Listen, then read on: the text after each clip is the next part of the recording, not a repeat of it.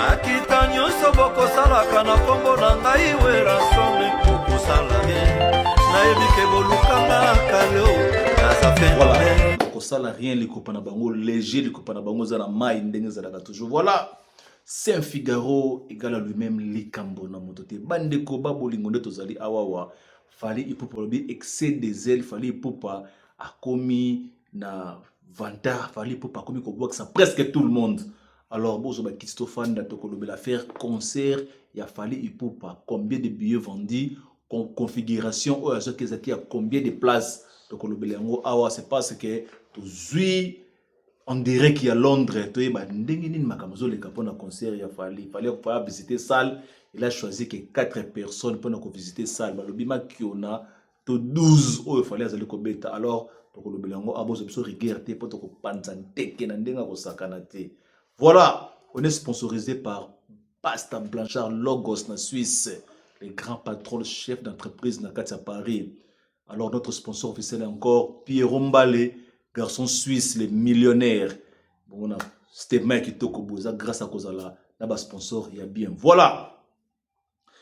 Bandeko bolingo, donc le nom va faire Fali Poupa. Donc le bela dio ozo sala na héritier Watanabe. Donc le résultat na bango oyo bolinga basala et bima ndenge nini eza ndenge nini bandeko to banana na makamba concert ya Fali Poupa fa beta na octobre obino tubo hebi ekozala live ekozala partout na mokili ndenge boko monango mais Fali Poupa presque tout le monde a commis ko complaindre na kombo ya Fali Poupa.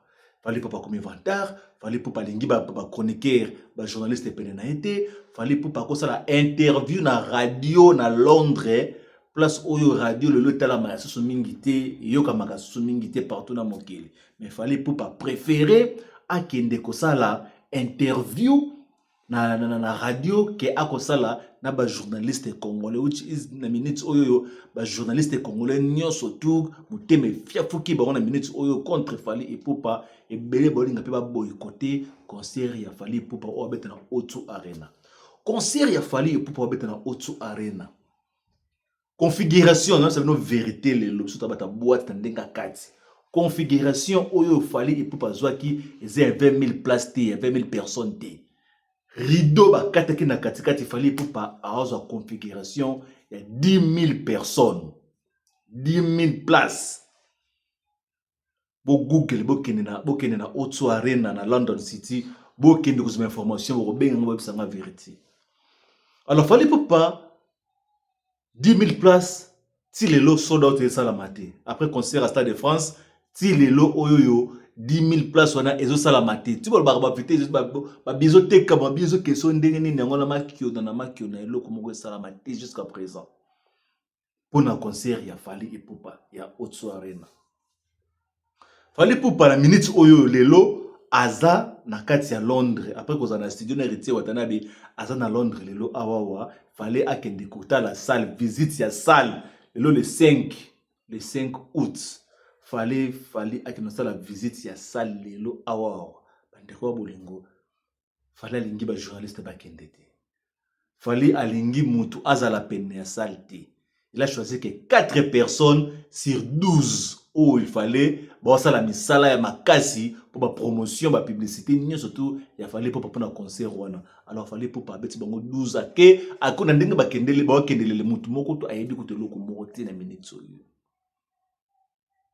alors batu ba yima batu ba bude batu ba ba kambo ba ko c'est parce que kota la salle ya pamba na ba journaliste yo ça en plaire ya journal ya musicien.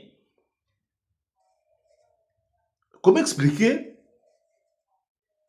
quand la salle au bout de tout le monde tu veux dire que commence la publicité non il moko fallait pas passer la publicité il moko na batonet tout ça mais information ba pime la journaliste était ba journaliste toi Saint-Denis na minute au liko par contre Fali Poupa bien on les kate tout faut mutambwe kangai. Est-ce que sommet oyo Fali akomaki nango yango commissaire qui orgueillé alingi ba na mboka te to ndenge nini to bes exemple ve na biso mopao mokonzi abeta ba concert ya danger na ba salle ya danger partout na mokili. Succès na succès, plein na plein. Est-ce que toyebaki tondimaki ke non na Roi Baudouin akosala pe moi fiasco modèle wana? Rotondisa Roi Baudouin te tondimaki yango. Succès to memango na mapeka te. Succès za kilo za kana mutu soko lembe okiti si esi ko soko memango te. Lelo bato ba critiquer Fally. Je m'excuse. Lelo bato ba critiquer Fally trop. Alingi ki congolais te. Alingi ki congolais te, Fally alingi ki congolais te lelo oyo yo. Et alors lelo awawa. Featuring na Héritier Watanabe. Combien de featuring oyo Fally asala na bato libanda? Oui, games included pour les Congolais, double nationalité, tout ça. Maintenant, nous avons la bénéficiaire. Na dio, na featuring au Bossala wana. Bandeko. Monte zopela. Na quand Fally pour pas la minute oyo. Makamuna ba featuring yena na Héritier de son nom musique. Tout le belana nous avons un concert où orgueil au Fally a commis nango. Na pese exemple ya Koffi Olomide awa. So monde nge vie age commis succès pe commis nango moko kita. Ou même que bato bakufa avant okufa na succès. Mais tant on pose au kola succès pe banda ko kitaka. Toza awa stade à 10 000. Place ya pardon salle ya 10 000 ya 20 000 aux configuration 10 000. Est-ce que yango ti lelo oyo ko bando beta stade de France ti lelo awawa ezo kitaka ate babiesi la kate banda to annonce nanga na titre presque sold out wapi sold out on lelo lelo ke bimisi ba dossier o nyon surtout 12 oyo Fally abeti bato na Londres. Alors toto koti na kati to ti pene ya sentir pour na weba ba vraie information.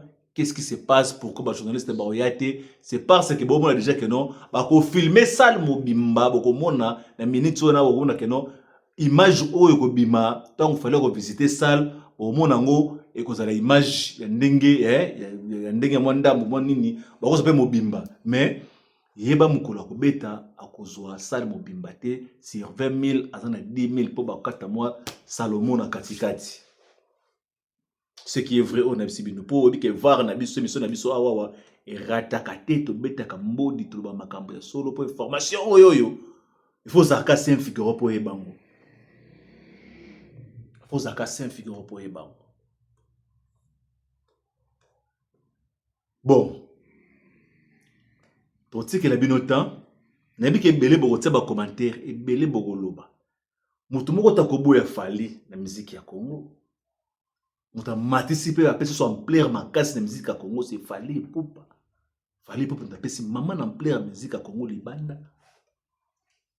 Mais tout le monde a bavé na biso so te ba misem so libanda o to ba kola play na bato ya bato bo so la ba sa makambu so tout. Mais misem na biso zakani nyango o ba komaka ba jaloux to ba komaka ko pousser biso bato to za na bango pene pene. Juste pour vous dire que légende Nabiso, chevalier Nabiso, Fally Ipupa, nzela poni mikolo yo ya robwa kisaka ba journaliste eza malamu. Tout le monde on arrivé na Paris, tango yaki. Apesi ata chroniqueur, ata journaliste moko te mbote na aéroport. Est-ce que ça a un problème moko oyo? Fallait comme non que sous biso bato de banda to lobaka. Na lingara milia ba congolais te na lingara ba congolais te. Est-ce que c'est ça? Ah, ya Joe Kilo bravo. Mon a demandé na Saint Figaro yo yango wana. To le lolo Fally. Boko mela biso. To fingi mutu awa te bo finga biso pete na ba commentaire pour to lobi makambo solo. Fally Ipupa ba biso lola fongola G. Interview na radio et Simba na moti. Et le monde aloba, bato Fally baloba ngo trop. Abetaka world, Fally abetaka world, Fally abeta musique pour ka ba congolais te. Boye bisanga tout au stade de France. Stade de France ya Fally Ipupa obeteme dernièrement awa. obisanga combien de pourcents d'étrangers bakotaki si ya Congolais. Et voilà loba ngo trop. Obo ça ndé Congolais baka concerté. Na loba ngo trop. Combien de pourcents d'étrangers ba yaki na concert à Fali. Sote na stade Mobimba nde tonde wana étrangers ba ko supporter Fali ba lekati même pas 5%. Non na 5% zaki ba Congolais. Parce que world ngo biso kumisa to loba ngo ezaka nini. To zaka no franc na biso moko. To solo andeni. World, yes. World, yes. Siko. Combien de pourcents bayaka na ba concert? Vous avez raison. Voilà. Ça, c'était Saint-Figaro Makambo. Il a fallu, il fallait pas très orgueilleux. Et on te met recadrer mon qui va pour belé kakandenge ezalaka. Voilà. Saint-Figaro, les Kambo la mototé, balobi, bourreau pela a épaté, bourreau pela kangi news na katia London City, na katia UK, na katia Angleterre. Bourreau pela, ça les répétitions, il y a pas balobi, mais pourquoi au Kitaka ba orchestre minene quoi ba vie, papa, mon pa ou po, modèle zo yembela lelo. Tout le monde a été surpris et épaté à Koyoka. Bourron Pela, azoyemba la modèle wana. Merci d'avoir image aussi à partir à London. Tout le monde a page belé, toujours en tout cas on a page de Konabiso bon à Londres kuna et on te fait au la bino awa boyoka Bourron Pela ndengeni nazo gratter boyoka Bourron Pela ndengeni nazo yemba to zonga bon to clôturer notre séance y aller l'auto les cas.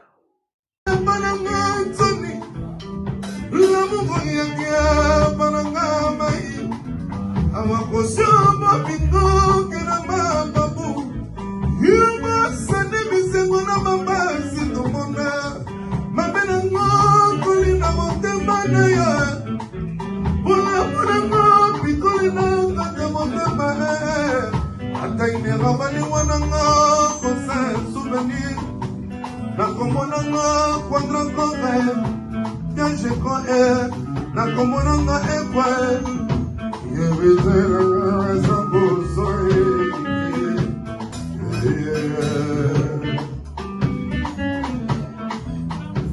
na komonela konena amoke wa bien na komionela konela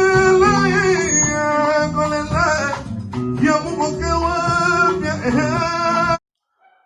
Voilà, de retour sur ce plateau, il y a Saint-Figaro, on est toujours, on est sponsorisé par Pasteur Blanchard Logos na Suisse et puis Rombali, garçon suisse, les millionnaires na kata Suisse, Ibara, mon habile place Bozali, Bissou Nabile de Kotani Lissousou, la prochaine épisode de Saint-Figaro, nulle part ailleurs.